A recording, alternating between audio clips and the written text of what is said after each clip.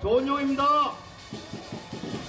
저는 제 말씀 드리기 전에 오늘 뭐 날도 많이 풀렸고 여기 오신 만장하신 애국 시민 여러분의 그 충정어린 애국심에 제가 다시 한번 경의를 표합니다.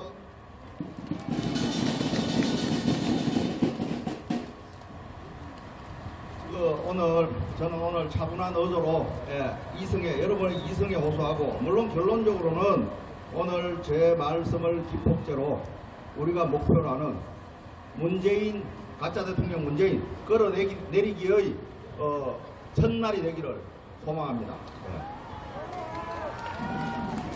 여러분, 제가 말씀드리기 전에 한 가지, 어제 정규대 TV 펜앤마이크에서 일주일 전에 8대0 안에 되니까 하야 종룡 특종 아시죠? 모레 3월 8일자죠? 네. 그것에 이어서 그 정도 분위기니까 제가 지금 이렇게 충격적인 얘기를 하는 것이 어느 정도 수긍이 갈 거니까 지금에서야 먼저 연설 전에 말씀드리겠습니다. 제일 먼저. 궁금하신 분은 제가 1년 전에 유튜브 방송 뉴스타운에서 이미 그 두 사람의 실명을 살짝 거론했습니다. 이름은 이동엽과 이중환입니다. 가롯 유다 같은 역할이죠. 성경 아시는 분들은. 그 궁금하신 분 찾아보십시오. 뉴스타운 5회인가? 나라를 팔아먹은 고양이 8마리인가? 하여튼 제목, 그런 게 헌재에 탄핵에 얽힌 제가 1시간 분량의 그런 뉴스타운 TV에서 했습니다. 왜 이야기를 하느냐? 더 자세한 것은 가롯 유다. 제가 이런 비유적인 표현만 하고, 여기 경북고 동문 혹시 계십니까? 경북고 동문에? 손 드실 용기가 없어서 좋습니다. 기회를 줍니다. 본인 그 두 사람과 경북고 동문회가 정말 잘하면 대한민국을 구하는 영광을 가져갈 고등학교가 될 것이고, 제가 말한 두 사람은 경북고등학교 출신입니다. 대학은 한 사람은 서울법대, 한 사람은 국대법대. 대한민국 법조계를 이끌어간다는 두 개의 대학인데, 둘 다 서울법대였으면 제가 바로 깝니다. 제가 바로 찾아가서 멱살을 잡고 너들 바로 제대로 고백하지 않으면, 그분들이 회계에서 고백하면 바로 문재인 직접 증거가 되니까, 짜서 탄핵을 했다 증거가 되니까 바로 끌어내릴 수 있습니다. 여러분, 그러니까 국민 저항권을 행사해서. 근데 이것을 침묵하고 경북고 동문들이 독려해서 그들이 양심 고백을 하지 못하게 하면 경북고등학교도 이름을 교명을 개명하든지 바꿔야 됩니다. 제 가족 중에 한 명도 경북고등학교 출신이 있습니다. 그러니까 그 영광을 가져갈 것인가, 아니면 이 역사적 죄를 다 뒤집어 쓸 건가, 경북고 동문에 알아서 판단하십시오. 제가 미리 말씀드렸습니다. 자, 그리고 이제 본격적인 제 연설을 시작하겠습니다. 왜 탄핵이 엉터리냐? 두 가지만 말씀드릴게요. 하나는 절차적인 사항이고 하나는 실질적인 내용적인 사항입니다. 이것은 크게 겹치지 않으리라고 봅니다. 자, 제가 사법시험 공부할 때 대한민국에 탄핵 사태가 한 번 더 있었어요. 노무현이죠, 노무현. 그때 기억하실란가 모르겠지만 저는 그때 사법시험 공부 붙으려고 엄청 열심히 했습니다. 그때는 절차 사항과 그 다음에 내용 사항 판단에 있어서 절차 사항은 대충 넘어갔어요. 원래는 절차 사항 꼼꼼히 따져가지고 저 개인적으로는 노무현도 탄핵 자체 본안에 들어가면 안 됐습니다. 절차 사항 문제 있었어요. 그런데 절차는 아예 우리 패스하자 해서 넘어가고, 내용적으로 가서는 법률 위반이 있습니다. 공무원의 정치행위 금지입니다. 정치적 중립 의무 위반으로 법률 위반 사항으로 나오고, 다만 탄핵을 인용 안 한 이유가 뭐냐? 중대성이 없다. 대통령이라는 중차대한 아주 전반적인 국가 일 전부를 관장하는 사람이 그렇게 중요하진 사소한 법률 한두 개 위반됐다고 탄핵을 시키면 누가 대통령 해먹겠습니까? 그런 이유로 중대성이 없다. 법률 위반이 공무원의 정치적 중립 의무 위반은 했지만 중대성이 없다. 탄핵할 만큼 중요하지 않다. 이렇게 해서 기각을 한 겁니다.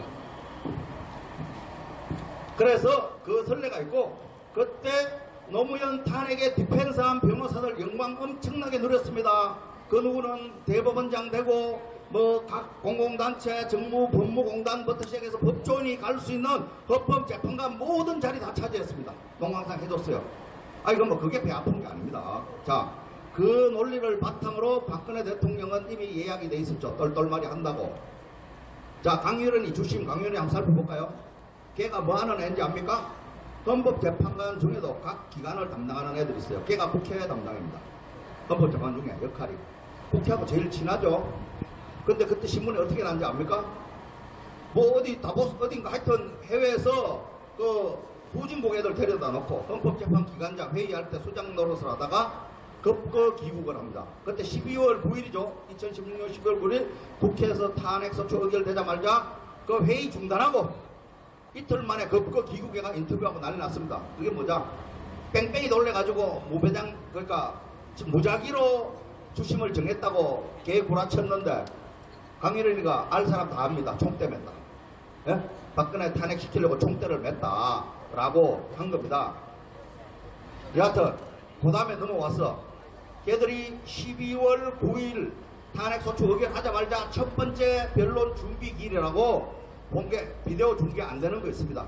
변호사들끼리 그 국회 소추단하고 이쪽 박근혜 대통령 탄핵심판 변호인하고 첫 만남이 일주일 후인 12월 16일입니다. 그날 국회에서 탄핵소추 의결서라는 걸 제출했는데 거기에 보면 법률위배 사항 8개, 헌법위배 사항 5개, 총 13가지 사항이 적시됐습니다. 물론 사실관계는 뭐 별 변동이 없고요.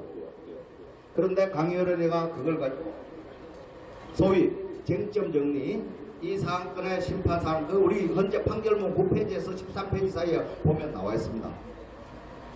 거기에 뭐라 했느냐? 아, 이건 너무 복잡하니까, 우리 쟁점 정리 좀 하자. 정리해보자. 이거는 복잡 판단할 사항을. 그래서 5개로 정리합니다. 5개. 첫 번째, 제일 첫 번째가 최순실의 국정 개입 방조. 이렇게 제목을 붙여요. 두 번째, 대통령의 권한 남용 행위. 이렇게 붙이고요. 세 번째, 언론의 자유 침해 행위. 이렇게 붙입니다. 네 번째, 생명권 보호 의무 위배 행위. 이거 세월호 선동한 부분이죠. 그 다음에 5번째가 뇌물죄 등 형사법 위배 행위 부분. 이렇게 5개로 쟁점 정리를 합니다. 뭐 그것도 사실 굉장한 문제가 있는데 그거는 뭐 패스하고, 어쨌든 그렇게 해놓고는 나중에 2017년 2월 1일 그 뭐 답변서하고 거기서 지휘한 내용들을 보면요, 지휘한 사항을 보면 이 5개 중에 맨 끝에 뇌물죄 등 형사법 위반 행위 부분, 더 구체적으로 얘기하면 뇌물죄, 직권남용죄, 강요죄 이런 겁니다. 즉 K스포츠재단, 미르재단에 뭐 재단 뿌리 가지고 안전보험에 끼고 뇌물 있지 않습니까? 몇백억. 그 부분을 얘기하는 거예요. 이것을 분해결합, 해체해가지고 어디에 집어넣나? 최순실의 국정개입 방조 이쪽 부분하고 및 대통령의 권한 남용 행위에 섞어찌개, 이렇게 김평우 변호사님 표현입니다. 섞어찌개로 해서 집어넣어요. 자, 그런데 여러분들 헌법 65조 1항에 보면요, 아주 구체적으로 대통령을 탄핵시키려면 그 무슨 사실관계만으로 안 돼요. 무슨 법률을 위반했는지, 무슨 헌법 조항을 위반했는지 그 적용할 조항을 명시해야 됩니다. 이것도 광범위하게는 재형법정주의에 속하는 겁니다. 사실은. 그렇게 해야 되는데 얼핏 보기에는 그거 풀어헤쳐가지고 국회에서는 분명히 그런 제3가지 제명을 법률 위반 행위를 지적했어요. 근데 그거 풀어헤쳐가지고 얼핏 보기에는 박근혜 대통령 굉장히 유리하게 하는 것 같이 보이지만 사실 거기에 속임수가 있다는 겁니다. 자, 제가 이 이론을 얘기하는 부분은 저하고 같이 그때 헌법재판소 박근혜 대통령 심판 대리인으로 참여했던 알겠습니다. 김평우 변호사님이 유튜브에 지금 상세하게 분량을 한 15분 정도 지금 돌고 있습니다. 이틀 전부터 돌리고 있거든요. 그거 자세히 참조하시고, 뭐 이게 사회자께서 마무리를 하라고 하니까 보통은 저 마무리 잘합니다. 근데 조용한 오린 코리아 그분 5분 내 더 해야 되거든요. 10분. 그러니까 5분 더 기다리세요.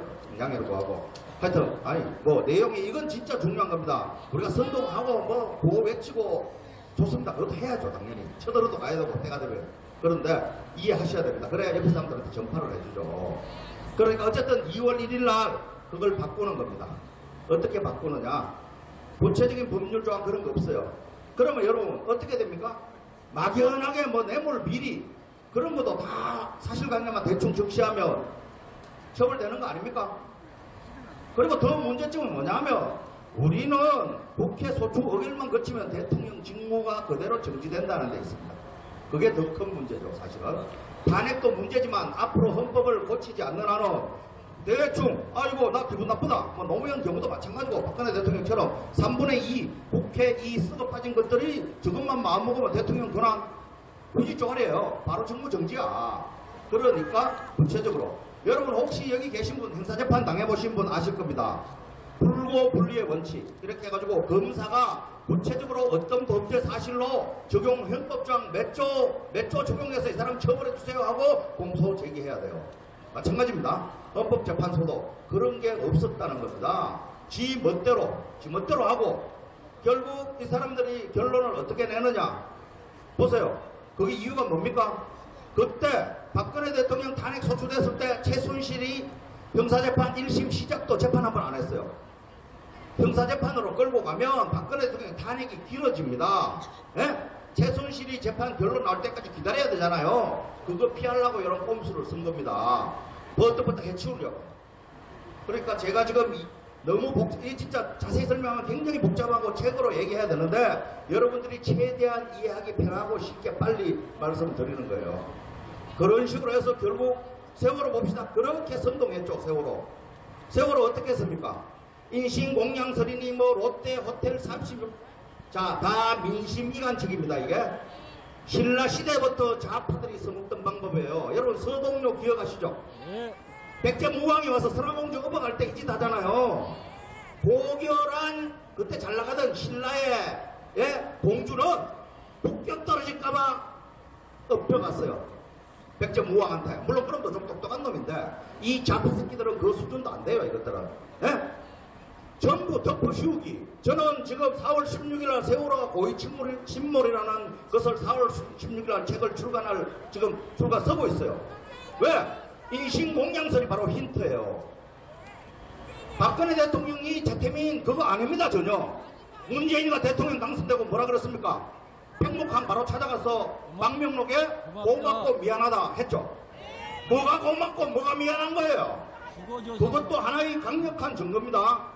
좌파들이 세월호를 침몰시켰다는 거. 예? 옆길로 살짝 빠져서 죄송한데요. 좌우당간 저놈을 끌어내야 되는 이유가 다 이거 분명히 경북고의 이동업, 이중환 다시 한번 얘기합니다.